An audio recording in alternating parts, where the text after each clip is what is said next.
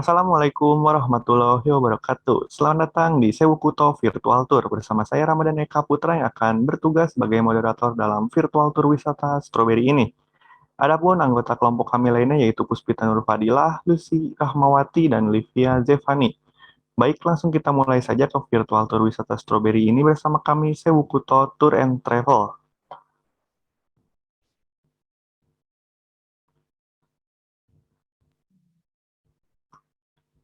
Pada waktu dan tempat yang sudah ditentukan, tamu diminta untuk berkumpul di meeting point. Meeting point kita kali ini berada di Jalan Budi Indah Setiabudi.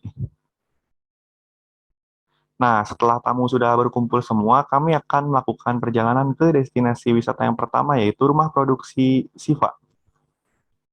Kita mulai perjalanan kita dari Budi Indah ke rumah produksi Siva.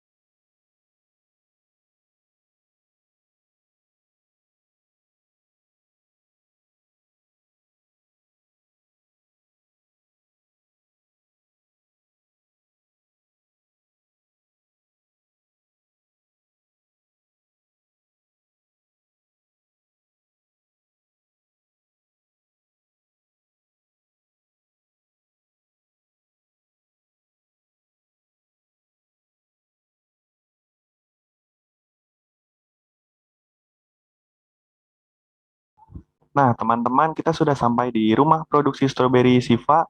Nah, di sini teman-teman akan dipandu oleh local guide, yaitu Lucy Rahmawati. Saya alihkan kepada Lucy Rahmawati. Terima kasih ya kepada moderator Kak Ramadhani atas waktunya. Oke, jadi selamat siang semuanya. Gimana nih kabarnya? Iya, Kak Lucy, kabarnya baik. Alhamdulillah. Mungkin perkenalan dulu ya. Jadi perkenalkan, saya Lucy, dan hari ini saya akan jadi guide kalian di virtual tour kali ini. Dan seperti yang bisa kalian lihat di screen kalian, teman-teman semuanya, sekarang kita sedang ada di kebun stroberi Siva. Nah, di sini itu saya akan tunjukkan ke kalian bagaimana cara menanam dan memetik stroberi dengan baik. Pokoknya di sini saya akan mengenalkan stroberi sebagai tanaman ya kepada kalian.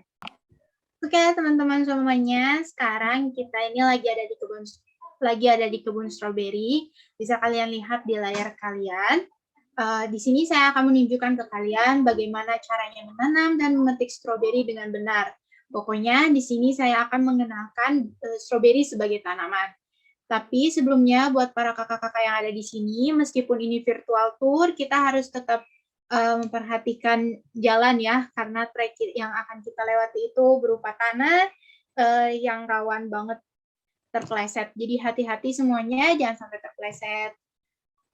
Nah, buat kali ini wisatawannya cuma ada 2 ya, Kalivia sama Kak Puspita. Nah, kira-kira di antara kalian ada yang pernah dengar atau tahu nggak sih dari mana asal stroberi? Asalnya dari kebun, Kak.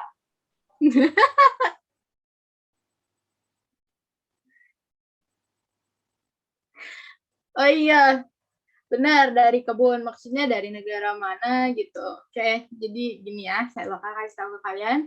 Kalau misalkan stroberi yang ada sampai sekarang ini, kalau kata Nikolai Ivanovich Vavilov, dia itu seorang ahli botani dari Uni Soviet, dia itu bilang kalau misalkan stroberi itu asalnya dari benua Amerika, tepatnya dari negara Chili. Jadi sekitar tahun 1887 sampai 1947, dia itu sering melakukan ekspedisi nih ke Asia, Afrika, Eropa, dan Amerika. Dan ada beberapa informasi lainnya. Kalau misalkan Fragraria itu adalah jenis bibit tanaman stroberi yang paling populer di dunia, termasuk di Indonesia ya, kakak-kakak semuanya. Nah, di Indonesia, budidaya stroberi ini ada di sekitar pertengahan tahun 90-an.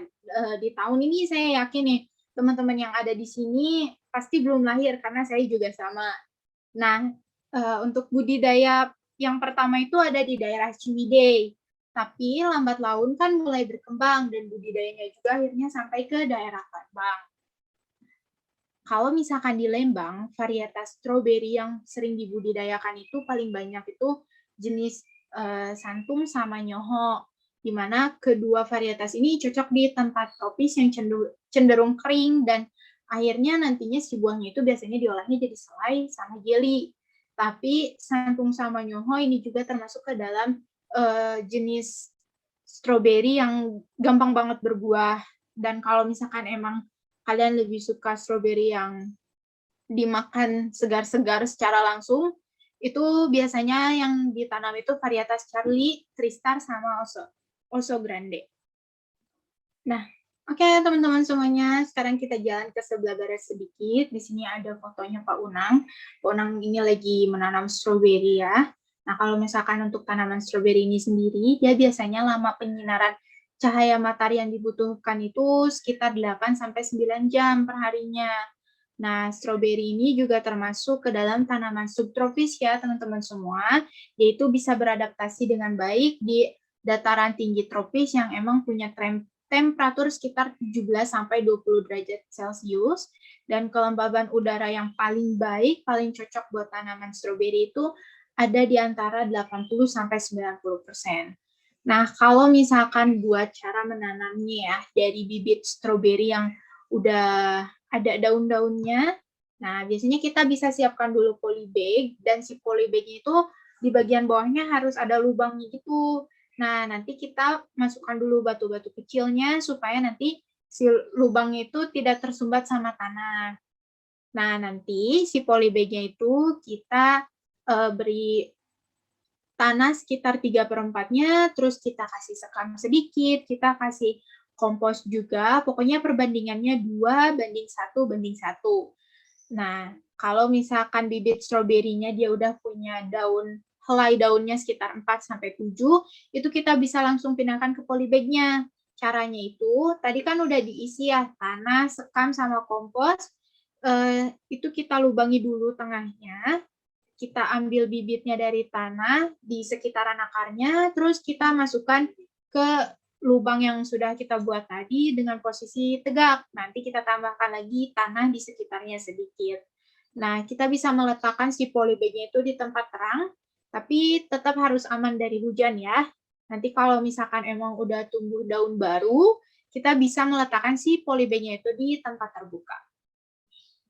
Oke teman-teman, kita lanjut jalan lagi, kita belok ke sebelah kanan. Di sini banyak banget stroberinya, dan saya akan bagikan sedikit informasi kepada kalian kalau misalkan pohon stroberi ini akan berbuah dalam jangka waktu yang berbeda-beda, tergantung sama si varietasnya. Ada yang dalam waktu 4 minggu, ada yang 90 hari, bahkan ada yang sampai 240 hari setelah ditanam. Nah, untuk cara terbaik memanen stroberi itu kita bisa pegang batang di antara jari telunjuk sama jempol kita, seperti yang ada di gambar di layar kalian ya. Kemudian kita tarik dan putar dengan ringan pada saat yang bersamaan. Tapi kalau misalkan kalian takut nih bakal ketarik sampai akar-akarnya, kalian bisa pakai gunting ya. Nah, caranya ini kita bisa pegang batang stroberinya kayak tadi, pakai jari telunjuk sama jempol, terus nanti kita arahkan guntingnya itu ke arah batangnya. Kita gunting seperempatnya aja. Terus jangan lupa kalau misalkan udah lepas nih dari batangnya, kita harus taruh pelan-pelan si stroberinya itu di keranjangnya supaya si buahnya itu nggak memar. Kalau misalkan terlalu keras, buahnya itu memar dan busuknya itu bakal cepet banget. Nah, oke deh teman-teman, karena sekarang sudah waktunya untuk petik buah stroberi. Untuk kita olah ya di tempat selanjutnya, kalian boleh petik stroberinya secara virtual ya. Oke, gimana nih Kalistia sama Kak Puspita, udah belum petik stroberinya? Gimana nih reviewnya petik stroberi secara virtual? Seru banget, Kak. Tapi buahnya nggak kepegang. Iya, oke. Sebelumnya ada pertanyaan dulu nggak nih dari Kak Livia sama Kak Puspita tentang tanaman stroberinya? Belum ada, Kak.